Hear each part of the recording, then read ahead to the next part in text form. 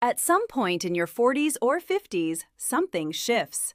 You didn't change your habits. You didn't become more stressed, but suddenly you're waking up at 4:30 in the morning and that's it. Sleep is over. Or you're falling asleep on the couch at 8:30 p.m. and then lying awake at midnight wondering what happened to the person who used to sleep like a log. Most people are told this is just what getting older feels like, that sleep deteriorates and there isn't much to be done about it. That's not true, and it's not helpful. What's actually happening is that your biology quietly changed the rules. The hormones, the brain circuits, the temperature regulation, the internal clock, they all shift with age in ways that require a different approach.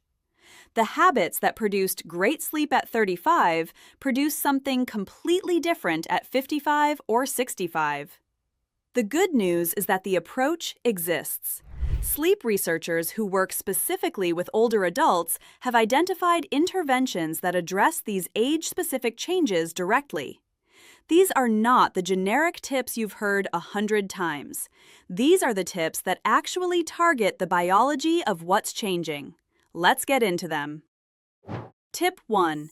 Get outside into morning light within 60 minutes of waking.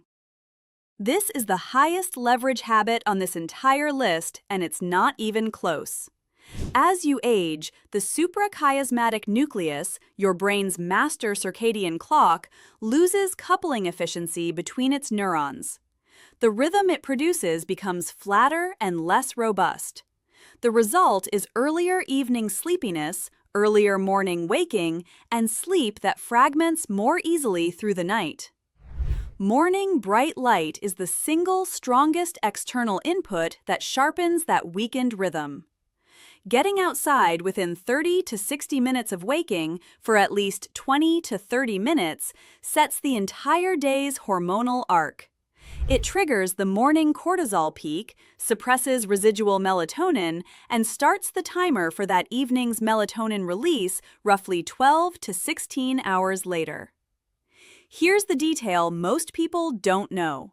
The lens of the eye yellows with age and filters out more blue wavelength light before it reaches the retina. Older eyes receive a weaker light signal at the same light level. This is exactly why outdoor natural light, not a bright indoor lamp, not a window, matters more as you get older, not less. The intensity needs to be higher to produce the same effect, and outdoor light delivers that. On cloudy days, it still works. A 10,000 lux light therapy lamp is a solid alternative in low daylight seasons. But for most people, a morning walk outside handles this entirely while also contributing to adenosine buildup and general well-being. Tip 2. Lock in a consistent wake time every single day, including weekends, including mornings after a terrible night's sleep. As the circadian clock weakens with age, consistency of timing becomes the primary tool for holding it together. Your internal clock strengthens when it receives the same signals at the same time every day. Variable wake times, sleeping in on weekends, staying in bed after a bad night, send conflicting signals to an already compromised system and accelerate the drift. A fixed wake time does three things simultaneously. It anchors the circadian clock, ensuring melatonin and cortisol run on a reliable schedule. It maintains the homeostatic sleep pressure that builds throughout the day so you're genuinely sleepy at bedtime. And it prevents the social jet lag, the misalignment between weekday and weekend schedules that research consistently links to poorer sleep quality and metabolic health. Think of it as manual maintenance on a clock that's losing precision. It costs nothing. It requires no supplements, and it underpins every other tip on this list. Tip 3. Try low-dose melatonin, but get the dose right. Melatonin production by the pineal gland declines significantly with age, by 50 to 80% in many people by their late 60s. This isn't a minor dip. It's a near collapse of one of the primary hormonal signals that initiates and maintains sleep. Low-dose melatonin supplementation in older adults is genuinely different from melatonin use in young adults. In younger people, it adds to an already robust natural production and often does little. In older adults, it's replenishing a hormone the body has largely stopped making. The critical point is the dose. Start at 0.5 milligram to 1 milligram, not the 5 or 10 milligram doses commonly sold at pharmacies. At low doses, melatonin acts as a circadian signal, reinforcing the timing of your sleep window. At high doses, it acts as a blunt sedative with next-day grogginess and questionable long-term use. Take it 1 to 2 hours before your target bedtime, consistently in a dim environment. Always consult your doctor first, particularly if you're on blood thinners, immunosuppressants, or antidepressants. Tip 4. Dim your home environment after sunset. Evening light suppresses an already reduced melatonin production in older adults more meaningfully than it would in a younger person. The same phone screen that barely affects a 25-year-old's sleep can delay melatonin onset in a 60-year-old by 2 to 3 hours. Switch to warm amber or orange-toned light sources in the evening. Dim overhead lights. In the final 60 to 90 minutes before bed, put screens away or use strong, amber-tinted blue light-blocking glasses if you need to keep screens on. Blackout curtains or a sleep mask keep the bedroom dark through the night. This pairs directly with Tip 1. Morning light and evening darkness are two sides of the same biological lever. The stronger and more consistent the contrast between your bright days and dim evenings, the more robustly your melatonin rhythm fires, and the more naturally sleepy you'll feel at the right time. Tip 5. Warm your feet before bed. This one surprises people every time, and the biology behind it is elegant.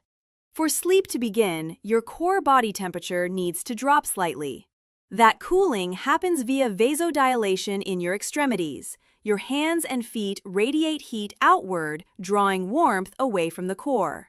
In older adults, this peripheral vasodilation response weakens with age due to reduced circulation and vascular flexibility.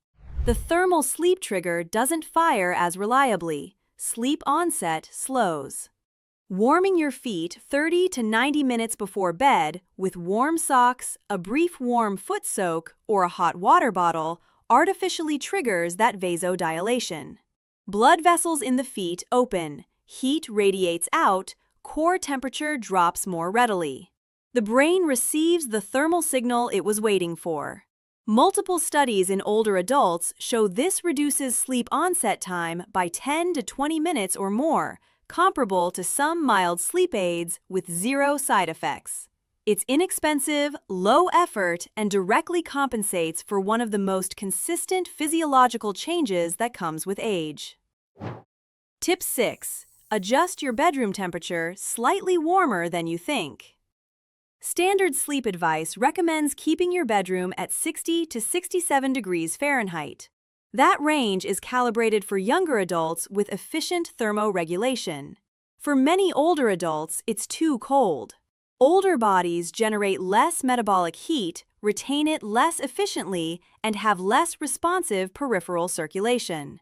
A room that feels perfectly refreshing to a 30-year-old can cause an older adult to wake repeatedly from cold-related microarousals, brief neurological activations that never register as full waking but fragment sleep architecture throughout the night. Research on older adult populations points to 68 to 72 degrees Fahrenheit as a better target range. Slightly warmer, but paired with good airflow, a quiet fan, a cracked window, breathable bedding to prevent stuffiness and allow moisture evaporation. Experiment within this range and track results for a week. Small temperature adjustments can produce noticeable changes in how consolidated and refreshed your sleep feels. Tip 7. Time your exercise. 3 to 8 hours before bed. Exercise is one of the most powerful sleep interventions available to older adults, increasing deep, slow-wave sleep, reducing fragmentation, and strengthening the homeostatic sleep drive that weakens with age. But timing determines whether it helps or hurts. Exercising too close to bedtime elevates core body temperature, cortisol, and heart rate at the exact time all three should be declining. Too early in the day, and the sleep pressure benefits are diluted by evening. The 3 to 8 hour window before bed is the sweet spot. Moderate aerobic activity in this range allows time for the temperature elevation to dissipate, creating the same temperature drop effect that accelerates sleep onset. For a 10 p.m. bedtime, that means exercise between roughly 2 and 7 p.m. Moderate intensity is the target: brisk walking, cycling, swimming, or light resistance training. 30 to 60 minutes, 3 to 5 days a week. Women post-menopause appear particularly responsive to afternoon exercise for sleep improvement, likely due to interactions with thermoregulation and mood changes following hormonal shifts. Tip 8. Keep naps short and early, or skip them entirely. Daytime napping increases with age for several interconnected reasons: lighter nighttime sleep, earlier waking, reduced adenosine buildup. And while short naps can ease daytime fatigue, long or late naps directly undermine the sleep you're trying to improve at night. The homeostatic sleep drive, the adenosine pressure that builds throughout the day, is already weaker in older adults than in younger ones. A 90-minute afternoon nap burns through a significant portion of the sleep pressure you need for deep nighttime sleep. You get into bed later, sleep lighter, wake more easily, and feel the need to nap again the next day. The cycle reinforces itself. If napping, keep it to 20 to 30 minutes before 3 p.m. If you're actively working on improving your nighttime sleep, particularly if you're implementing the sleep restriction approach covered in the next tip, eliminate naps entirely during the initial phase. The short-term daytime fatigue is the mechanism working. You're building the pressure that will eventually drive deeper, more consolidated sleep. Tip 9. Try sleep restriction to rebuild sleep pressure. This is the most powerful tool on this list that almost nobody outside of clinical settings knows about. Many older adults spend 8, 9, or 10 hours in bed, but genuinely sleep only 5 or 6. That mismatch, too much time in bed relative to actual sleep, weakens sleep pressure, creates conditioned arousal, and trains the brain to associate the bed with lying awake. It makes the problem progressively worse. Sleep restriction, a core component of cognitive behavioral therapy for insomnia, CBT-I, works by temporarily reducing time in bed to match actual sleep time. If you're sleeping 6 hours, your sleep window is set to 6 hours. You stay awake until a later bedtime and rise at your consistent wake time every day. As sleep efficiency improves to 85% or above, the window gradually expands. The first 2 weeks are uncomfortable. You'll feel tired during the day while the system recalibrates. But the research on CBT-I in adults over 60 shows some of the largest and most durable effect sizes in sleep medicine, consistently outperforming medication in long-term outcomes, with no withdrawal effects and no dependency. Free, self-guided CBT-I programs and apps are available and retain meaningful benefits. If chronic insomnia is your primary problem, this is the most important thing you can do about it. Tip 10. Understand sleep misperception. You likely sleep more than you think. Research consistently shows that older adults significantly underestimate how much they actually sleep. People who report sleeping 4 hours have often slept 6. People who feel like they were awake most of the night were awake for 45 minutes. This happens because sleep becomes lighter with age. More time is spent in stage 1 and 2, where some consciousness remains. Normal microarousals that younger people never notice get registered and remembered. The brain's negativity bias encodes wakeful minutes more vividly than sleeping hours. The consequence is that a meaningful portion of the suffering associated with aging sleep is driven by an inaccurate belief about poor sleep. That belief activates the sympathetic nervous system, raises cortisol, and makes the next night genuinely worse. A simple wearable device used occasionally, not obsessively every morning, but as a weekly reassurance check, can interrupt this loop.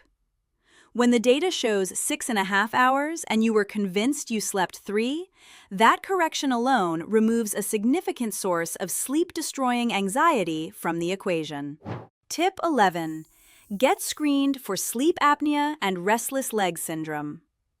Two medical conditions are dramatically underdiagnosed in older adults and account for a large share of what gets dismissed as normal aging sleep changes. Both are treatable. Both are frequently missed. Obstructive sleep apnea affects an estimated third or more of adults over 65.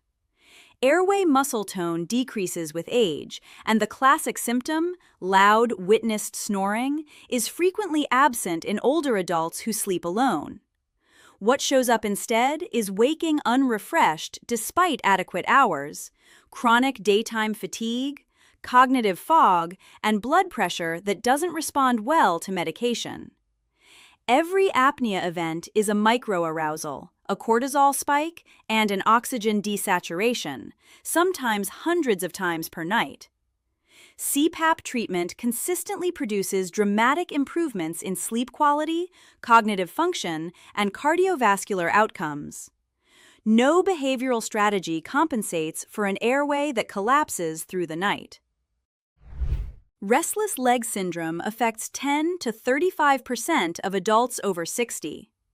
The core symptom is an uncomfortable urge to move the legs at rest, worst in the evening, that delays sleep onset and causes repeated awakenings.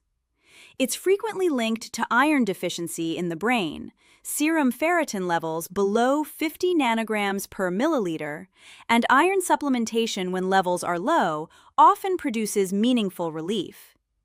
If you experience this sensation and haven't been evaluated, a simple blood test could change everything. If these conditions are present, address them before anything else. They are the root cause that makes every other intervention less effective. Tip 12. Review your medications with your doctor or pharmacist. Many of the most commonly prescribed medications in older adults directly interfere with sleep architecture, and most patients are never told about it. Beta blockers suppress melatonin production and can cause vivid nightmares. Corticosteroids like prednisone increase physiological jitteriness and arousal. Diuretics, often taken at night, cause nocturia that fragments sleep multiple times per hour. Certain antidepressants have stimulating properties that delay sleep onset. And aging changes how the body metabolizes all medications, meaning a dose that was fine at 50 can produce amplified side effects at 70. A comprehensive medication review with a pharmacist, mapping out timing, interactions, and potential sleep effects, is a practical step that can produce significant improvement without adding anything new to your routine. In many cases, simple timing adjustments, taking a diuretic in the morning rather than the evening, for example, resolve the sleep disruption without changing the medication at all. Tip 13. Use relaxation techniques to counter elevated evening arousal. Older adults show higher baseline sympathetic nervous system activity than younger adults, and a reduced natural capacity for the parasympathetic shift that sleep requires. The system that's supposed to quiet down in the evening doesn't quiet as easily. This requires deliberate compensation. Progressive muscle relaxation, systematically tensing and releasing muscle groups from feet to face over 15 to 20 minutes, directly activates the parasympathetic nervous system through the contrast between tension and release. Studies in older adults with insomnia show consistent reductions in sleep onset time and nighttime awakenings with regular practice, with benefits building over 2 to 3 weeks. Guided imagery, using a calming mental scene or narrated script to occupy working memory with sensory content rather than worry, works through a different pathway. It reduces amygdala activation and interrupts the rumination loops that keep many older adults awake despite physical exhaustion. Both techniques are free, carry no side effects, and build skills that become more automatic over time. 10 to 20 minutes in the evening, practiced consistently, is enough to shift the system. Tip 14. Support your gut microbiome for better sleep chemistry. This one takes most people by surprise, but the connection between gut health and sleep quality is well established, and it becomes increasingly relevant with age. The gut microbiome produces approximately 90% of the body's serotonin, which is the precursor to melatonin, as well as GABA, the primary inhibitory neurotransmitter that quiets the nervous system for sleep. It also produces short-chain fatty acids like butyrate, which reduce inflammation and directly modulate circadian gene expression in the hypothalamus. Microbial diversity declines with age. Research in older adults shows that those with higher gut diversity, particularly higher populations of beneficial species like Akkermansia, have measurably better sleep quality, more slow-wave sleep, and fewer awakenings. Improving that diversity means consistent intake of prebiotic-rich foods, garlic, leeks, oats, asparagus, legumes, and polyphenol-rich foods like berries, olive oil, and dark leafy greens. 30 or more different plant foods per week is the diversity target that research supports. Fermented foods like yogurt, kefir, or kimchi add beneficial bacterial populations directly. This isn't a quick fix. Microbiome shifts take weeks of consistent dietary change, but the downstream effects on melatonin production, systemic inflammation, and sleep architecture make this one of the most biologically logical long-term investments in sleep quality for older adults. Tip 15. Get out of bed if you're awake for more than 20 minutes. This is the most psychologically important tip on this list, and the most counterintuitive. Every night you lie in bed awake and frustrated, you are conditioning your brain, through classical conditioning, to associate the bed with wakefulness, anxiety, and failure. The bed gradually becomes a trigger for the arousal state you're trying to escape. Over weeks and months, this association strengthens until the act of getting into bed itself begins activating alertness. This is one of the primary mechanisms behind chronic insomnia, and it is extremely common in older adults whose sleep is lighter and more frequently disrupted. The intervention is straightforward. If you're awake for more than 15 to 20 minutes and frustration or anxiety is building, get out of bed. Go to a dimly lit space.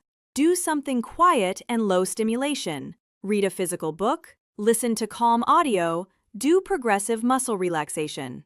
No screens, no bright lights, no eating. Return to bed only when you feel genuinely sleepy. Over several weeks of consistent application, the bed-sleep association rebuilds. The bed becomes a reliable cue for sleep onset rather than a cue for lying awake. CBT-I trials consistently show this is one of the most effective single components for reducing sleep latency and nighttime wakefulness in older adults, with effects that persist long after the intervention period ends. It requires patience and consistency. It will feel harder before it feels easier, but the principle behind it is sound and the results are real. Putting it into practice. You don't need to implement all 15 of these at once. Start with the 3 highest leverage changes: consistent wake time, morning bright light, and evening light dimming. Hold those for 2 weeks before adding anything else. Then layer in the thermal interventions: warm feet, bedroom temperature adjustment. Then review medications and pursue sleep apnea screening if symptoms are present. Then add the CBT-I tools, sleep restriction, stimulus control, relaxation practice, as a coherent package. The common thread running through all 15 of these is the same. Sleep biology shifts with age, and those shifts require specific compensations that most standard sleep advice simply doesn't address. Your sleep at 65 is not the same system it was at 35, but it is still a system that was built to produce deep, restorative, consolidated rest. And with the right inputs, it still can. That's not wishful thinking. That's what the research consistently shows. If this kind of content, practical, grounded in real science, designed to actually change how you feel, is what you're looking for, subscribe and stick around. There's a lot more coming.